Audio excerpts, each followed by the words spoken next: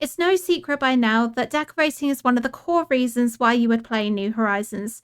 From simply decorated to clutter-filled islands, the community has stunning creations which we love to showcase and share with others. Despite all the amazing creativity you put into an island, decorating is not without its challenges. In a previous video, I went through some of the struggles New Horizons players have, but I left out decorating because, seriously, there are a lot.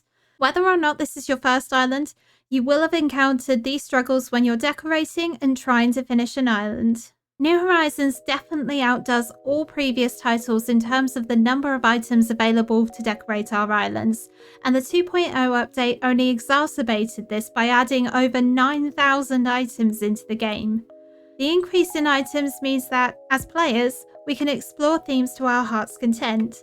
However, with this increase comes the unanimous cry from all island decorators that has been there since launch. What do you mean my pockets are full?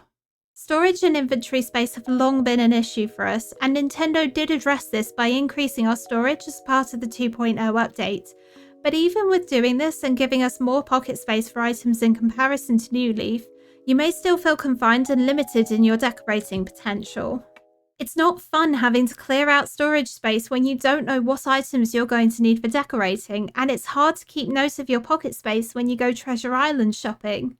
With so many wonderful and unique items that could work in your theme, how are you supposed to make a build work when you just can't hold everything? It's not fair to knock the dev team for actually improving on what we had in New Leaf, but I do think the way the pockets and storage are managed needs to change in the next game. If the intention is to give us more items for decorating, then we're going to need more inventory space to hold all the items we want. Or is to give us the option to decorate with our friends, we need some way to share storage space, and a 5K storage isn't going to cut it. It's still too early to tell if the Animal Crossing developers will give us more pocket space, but by now I think it's clear we need at least an extra row. 50 slots feels like a good starting point, but moving tools out of our pockets would also really help. We also need an easier way to access our home storage. The storage shed was a helpful introduction compared to having to go back home every time you wanted to take an item out, but there should be another way for us to open the menu and browse what we have or take an item out so we can continue decorating with ease rather than worrying about where another shed has disappeared to on our islands. Customization and crafting was new for New Horizons in the format we know and love, and I'm thrilled they were added because crafting items to use for decorating is so much fun, and coupling this with customization options is amazing because we can create a space which is truly unique for us. However, crafting and customization isn't exactly perfect, and there are still flaws in these which can still grind your gears even in your favourite game.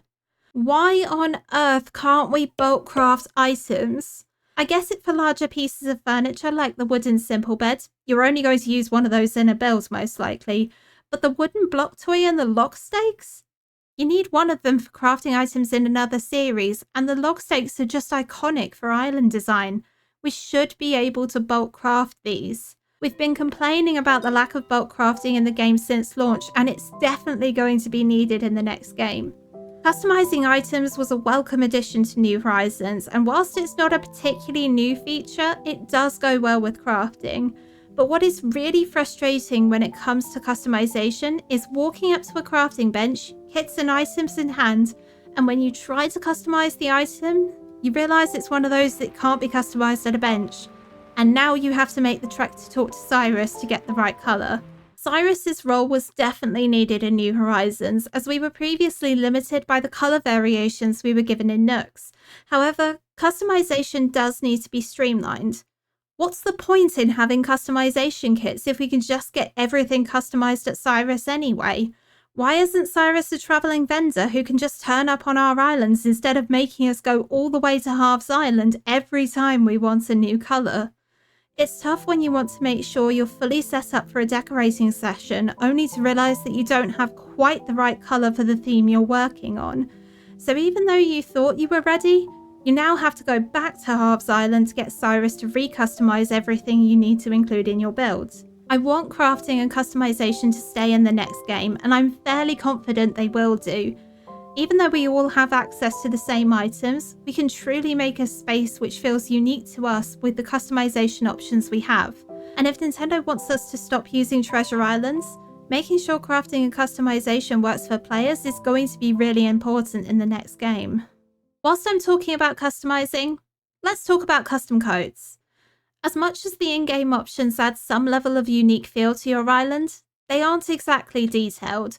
So if you want more options for decorating, you will need to look at custom codes. Whether or not you're a pixel artist, there is something for everyone, and using custom code pathing gives the option for more unique, rounded edges that we just don't get from the pathing tool we have in New Horizons. Being honest though, custom code pathing is a pain, but it's not the fault of the designers behind the art. No, this is a development issue. When you start laying a custom path, you have grand visions of how it will look, and then you start trying to execute it and somehow put the wrong path piece in the wrong place. It doesn't matter if you're using the pathing tool or just placing codes from your phone, the code never goes in the right place the first time. Sadly, we don't have an outline or visible grid system like we get in Palia to be able to place pathing where we intend, so when you accidentally place a path in the wrong place, it's incredibly frustrating. At least there's a fairly easy fix to it. We can just kick up incorrect tiles and put the right one down instead. Oh wait, that's another thing about custom codes which is really frustrating. Why on earth is it so easy to kick up a custom code from the floor?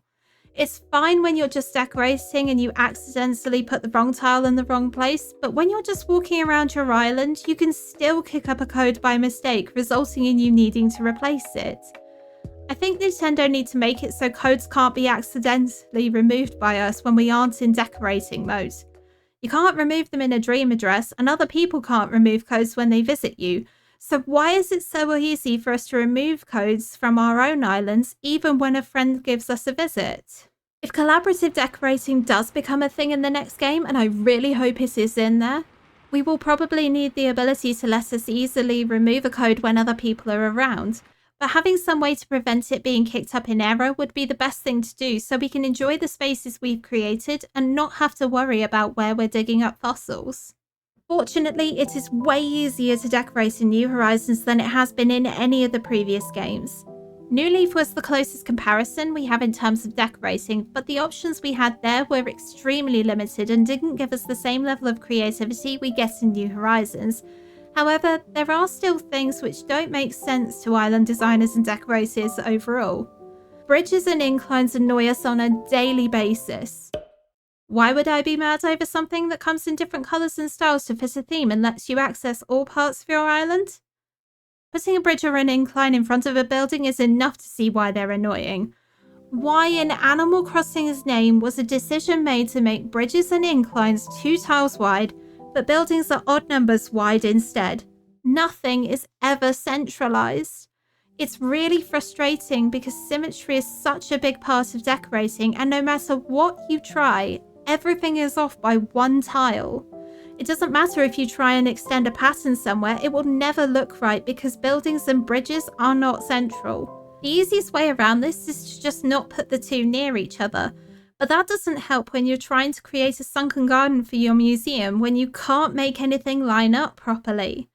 If nothing else, we really need this sorted in the next game, so when we try and create grandiose structures with a variety of pathways to get to a building, they will always be centered.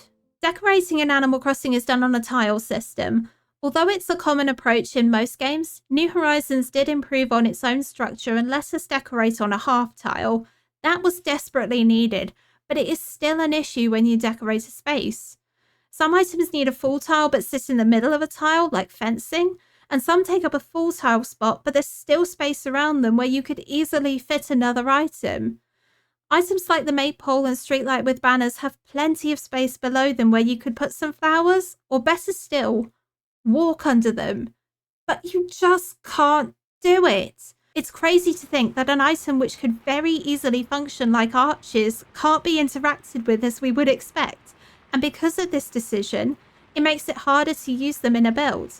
Perfectly usable tile space is completely taken up because the hitboxes are too big for what we expect, and it prevents us placing flowers on a half tile or pushing items to sit flush against a fence, or even adding a barrel underneath a maypole to give a perfect finish to a walkway in New Horizons. Tile-based decorating is not a new thing, but New Horizons is way more limited in comparison to games that have released since New Horizons, and it makes me wonder why the developers never went back to take a look at it, or whether they are contemplating making changes in the next game. Palia has a really intuitive decorating system, which also uses a grid system for placing items, but the tiles are so much smaller than New Horizons, so you can more easily put items exactly where you want. And you can also turn items on a diagonal to the perfect angle, something which the Animal Crossing community have been wanting for a long time. I know there are no more updates coming for New Horizons, but we can still dream about better decorating tools that would make the experience better for all of us. Decorating in New Horizons is definitely one of your favourite parts in the game, and it has changed so much in comparison to other titles in the Animal Crossing franchise that it holds a special place for cozy gamers as a means of showcasing your creativity, but it still isn't perfect and needs to be reworked in places. These are just a few of the struggles I can think of, but what are some of your decorating struggles? Is there anything I've missed which you think needs revisiting? Let's all talk about it in the comments below, and I'll see you in the next one.